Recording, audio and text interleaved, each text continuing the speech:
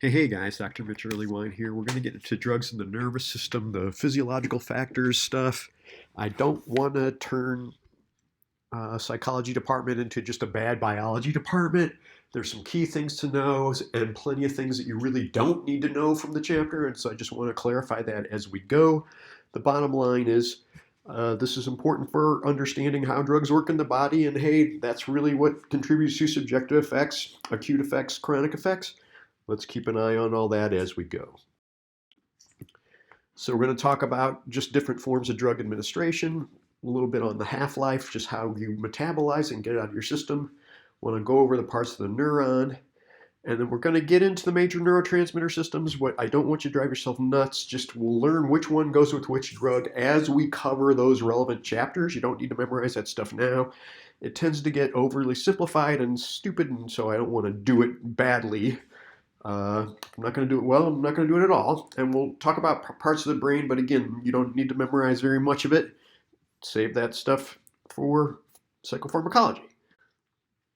So we are going to suggest that the psychological experience is based on neuron activity, but obviously not exclusively. And when we talk about placebo effects, that's going to get particularly intriguing. Psychoactive drugs act on the nervous system, duh. And then most psychoactive drugs make it into the brain. That's pretty much where the psychoactivity is going on. That said, if you took bio and you got PTSD from it, go ahead and just take a nice deep breath now. This is all going to be really straightforward. Some of this you probably had in 9th grade biology, okay? This isn't going to get all crazy with memorizing where's the nucleus basalis or things that really just aren't going to be helpful to you in your day-to-day life. So, God willing, you still remember these parts: the cell body, the dendrites, the axon, and the myelin. And again, we're oversimplifying a bit here, but I'm going to go ahead and show the picture that you probably had sometime in high school showing what a neuron looks like. All right, and the key here is this is how messages go through our body, and most drugs tend to function through this way, at least the psychoactive ones. So you'll notice on the far left we have the dendrites. Stereotypically, they are the shorter ones. You see how they're really close to the cell body here. How do you know the cell body? Well, you see that nucleus in the middle there? That's always the telltale sign. So if I draw one that's flipped the other direction, don't freak out. Right? You'll know a cell body if you see it. Obviously, no neuron looks like this, but this is just a good way to get a feel for the different parts. Then this longer part off to the right here is the axon, all right? You'll notice that part of it has myelin on it, this alternatively colored sort of yellowish part here, and those are filled with glia, which I know Dr. Hart really loves talking about glia, so I might throw that on the test just to see who actually did the reading and listened. And then the other part, the axon does not have myelin, and you'll notice that's a different color. That's more stereotypically a different color. Bottom line is, if it's myelinated, the message can go faster, and obviously you can get the message back and forth to the brain more rapidly. You see those little bumps in between.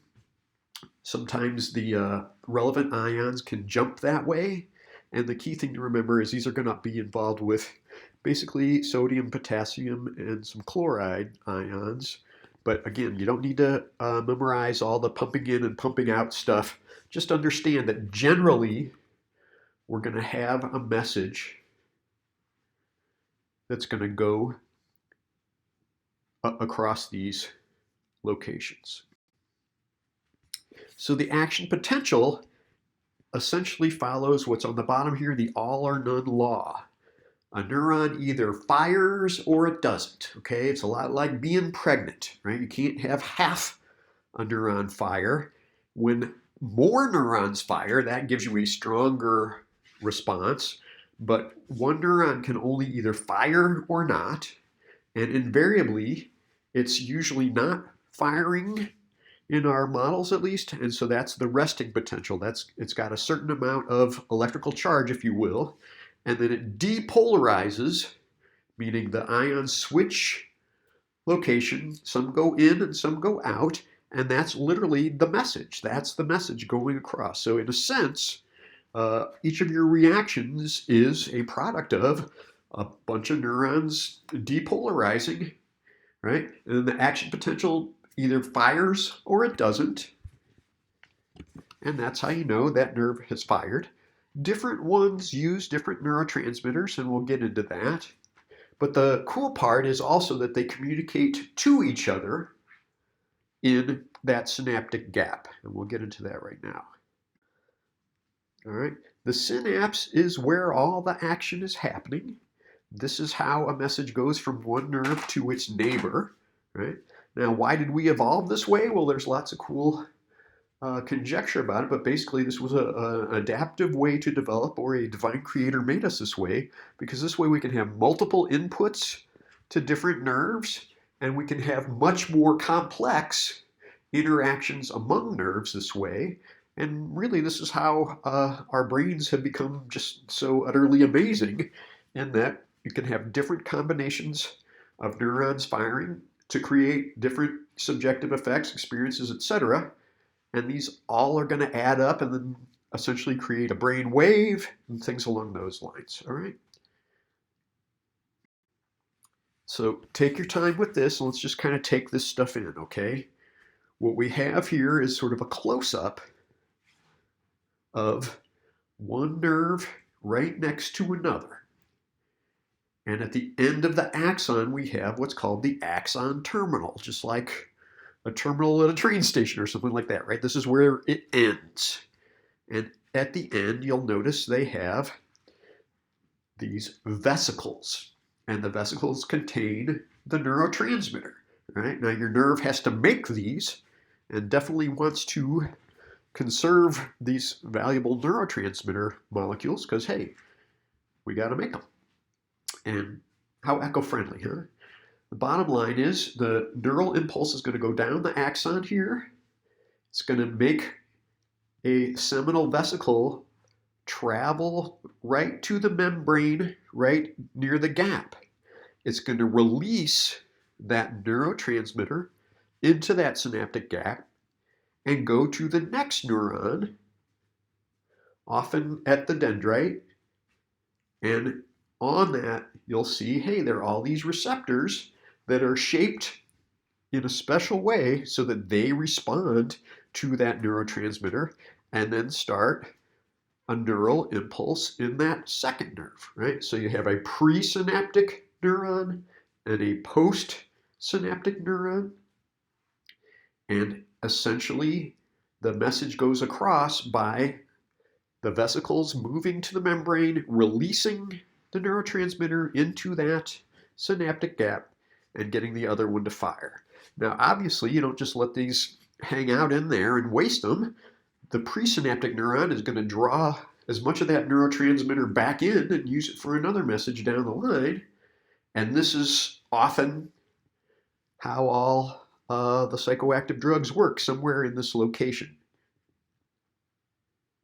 Let's talk about, on a larger level, different forms of drug administration, just to let us know a little bit about how we get the drug inside our bodies and what effects go with which routes of administration. So here we have a couple of different ways to go. We've got oral administration, we've got injection, we've got inhalation, and we've got absorption through the skin, all right? And generally, I'm going to call that transdermal, right, through the skin, across the skin. But each of these is really working in that same strategy. So oral administration is by mouth, right? You literally take a pill and swallow it down, right? Or anything where you're eating something that's psychoactive would count as oral administration. And as you might guess, this is a rather slow route of administration, right? It's going to take a long time for your stomach to break it down, probably going to go to the liver, and then eventually end up in the bloodstream, then make its way to your brain, and then it's going to have to cross the blood-brain barrier if it's going to have any effect on the brain tissue. So it's going to have a slow onset, but often can have a very long duration. It's not going to get broken down necessarily rapidly.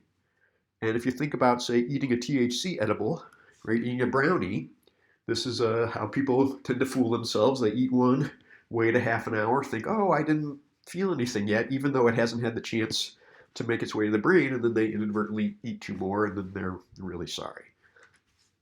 Injection literally means we're going to take a needle, and we'll talk about the development of the hypodermic needle later. But the bottom line is, depending upon where the drug is injected, the impact will have a different pace. So intravenous means literally in the vein. As you'd guess, it's already in the bloodstream. It's going to get right to the brain really fast, depending basically on how long your arm is. That is far and away the most rapid of the injection, and often second only to smoking for rapid impact of psychoactive effects. Intramuscular, as its name implies, it means into the muscle, right? So you're going to essentially get the needle into muscle tissue, inject the drug, and then it's just going to dissipate through the muscle tissue, make its way into the capillaries and into your bloodstream. This is going to have nowhere near the rapid effect that an intravenous drug might, and it often dissipates, so it doesn't have as dramatic an impact either. And then finally, subcutaneous, right, meaning under the skin. This is not going to be into the muscle tissue, but literally just underneath the dermis. And that's going to have the drug sort of deposited there, and it'll just kind of sit there and gradually absorb into muscle tissue and bloodstream. It won't have as dramatic an impact, and it won't be as rapid. Clients I've had who shot speed, for example, would say the intravenous is far and away the most rapid, but also metabolized quickly, and the high is over, the subjective changes are over relatively rapidly. Intramuscular, a little slower than that, and subcutaneous, a little lower than that. They used to call that skin popping, and they would literally reach up to the site where they had injected it and just kind of squeeze, and that would create this weird subjective rush where essentially more is getting into the bloodstream simply because they were squeezing it. Whew, do I need to say anything bad about injection drugs? Like, if you haven't had it prescribed and you haven't been trained, just please stay away from needles. The HIV risk alone is horrendous, and they're just not toys, and definitely only use them once. Inhalation is literally smoked, so often the drug is either vaporized or lit on fire. Now, once we light a drug on fire, all kinds of wild chemical interactions are bound to happen and create all these molecules that weren't necessarily there in the first place. Often those are essentially ashes, and we really don't want to, our lungs didn't evolve to absorb ashes, so it's potentially a very dangerous route of administration. Because it's all going to end up in the lungs, the blood from the lungs goes basically right to the heart and right to the brain. So you're going to have a really rapid impact and a really rapid cardiovascular response if that's how the drug functions. So inhalation is often detectable if it's psychoactive within seconds. So probably even faster than intravenous unless you've got a really, really long arm. Now, absorption through the skin is really intriguing. The intranasal sniffing, essentially we've got mucous membranes all over our body, and any mucous membrane can absorb transdermal drugs. So the intranasal sniffing, like insufflated, we're going to say meth, cocaine, things like that, it's going to absorb through that mucous membrane, and obviously your nose is really close to your brain. You're going to get that frontal cortex pretty early on.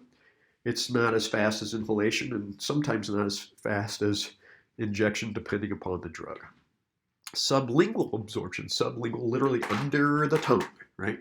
And these essentially have to melt and then finally absorb through that material. There are sublingual forms of a whole bunch of drugs now, including a sublingual form of THC, but folks are accustomed to using things like zinc or any of your classic Mineral supplements often use this. It's not a particularly common sublingual approach to drugs of abuse, but one that's worth knowing. The rectal suppository, although it's laughable, who thinks about putting a drug up their butt, this has several advantages in that you're taking advantage of those mucous membranes. You're going to have a relatively slow and regular absorption. It's really good for anti-nausea drugs. So if you can't, swallow a drug, why not make a suppository out of it? And the anti-nausea drugs often come in suppository form, and in fact, there are cannabis suppositories that crying out for some kind of butt munchy joke. But bottom line is that can be absorbed as well. And the transdermal patch, probably the best known transdermal patches are, of course, the nicotine patches. Asked my brother to quit smoking and recommended those. He said, I would love to use the patch, but I just can't keep it lit. But the bottom line is that's not how you use it. And then scopolamine, the motion sickness drug that's a hallucinogen at higher doses, is also absorbed transdermally as an example. Okay, so oral by mouth, injection, we've got intravenous, intramuscular, and subcutaneous. Inhalation is just smoking, but don't get that confused with insufflation up the nose. And then we've got transdermal forms, intranasal, sublingual, and rectal suppository, as well as the patch. And then an important thing to also understand is that every drug has an elimination half-life. What we're saying is, how long does it take for your body to take a concentration of a drug and break it down so that it's only 50% of what it was initially? It's odd that your liver and digestive system seems to work in this way, where it's a regular amount of time to divide up a concentration in half, rather than so many milligrams per liter of blood per hour or anything like that. Stereotypically, elimination half-life for, say, nicotine is a few hours, cocaine is a few hours, but for a lot of other drugs, it's a lot longer. Now, this is just to eliminate it from the bloodstream, not to be confused with drugs that are stored in the fat and then detectable later with a urine screen. And this is in part why cannabis can be detected so much later than a lot of other drugs of abuse in a urine screen, because THC is fat soluble. Some of these other ones are not. Okay, so an elimination half-life is just how long does it take for the drug to get to be 50% of what it was initially. Obviously, if you keep cutting things in half and cutting things in half and cutting things in half, by Zeno's paradox, it should actually never get to zero. So we usually say after 5 half-lives, it's basically down to nothing. And so the longer a half-life is, the longer it's going to take to get that drug out of your system. And then, although we haven't done a ton of really good work about it, drugs obviously interact with each other. So never mix, never worry. It's not a good idea to use any drugs necessarily. And once you start adding one to another, you're going to have these wild interactions, some of which are very hard to predict. But usually they either add up, they hyperadd, they sort of multiply each other, have a synergistic interaction, or they're antagonistic, they interfere with each other. So an additive interaction might be, depending upon your dependent measure, say a drug gets you, 10 points high on a high scale, and then you add another one that also gets you 10 points high on a high scale. If they're additive, you'd be at 20 on a subjective high scale. You see this a lot of times with heart rate measures. So if one drug elevates heart rate a little bit, say nicotine, and another one also does, say, caffeine, we might see them add up that way. Those work in different neurotransmitter systems, so it doesn't really work that way. But bottom line is, additive is just a straight sum. Hyperadditive or synergistic means it's more than the sum of its parts, okay? It's bigger than you would guess if you just added one to the next, all right? And this is how some drugs can become so lethal. So barbiturates and alcohol, for example. The lethal dose of alcohol depends upon your tolerance, of course, but is relatively high. The lethal dose of barbiturates isn't particularly high, but by itself is moderately high, but if you've got them both together, they have this hyperadditive effect, and you can die from barbiturates at 1/3 of its usual lethal level if you've got alcohol in your system as well. They have a synergistic interaction. In contrast, some drugs have antagonistic interactions. So if a drug essentially works against another drug, we're going to say they're antagonists. They are antagonistic interactions. Naloxone, naltrexone, and the opiates, for example. So naloxone essentially goes in and blocks that opiate receptor. Heroin or another opiate might try to get that opiate receptor to fire, and so they're going to cancel each other out. Basically, there won't be any of the effect of the opiate if the naloxone is in there. And basically, this is a great way to save somebody's life if they are having an opiate overdose. So if you've got some naloxone in your pocket, by all means, shove it up their nose and you can save their lives.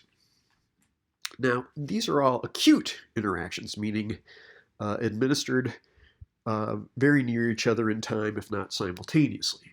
What about chronic interactions? Meaning, what if you've used one drug several times and another one several times?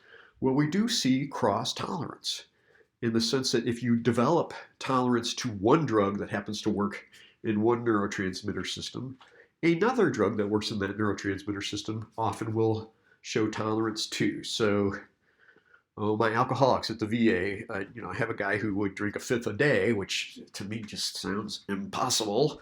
And the psychiatrist would often give them, say, a barbiturate that would certainly knock me on my ass, but they would still be awake, right? Because they've developed tolerance in that sort of same GABA-esque system.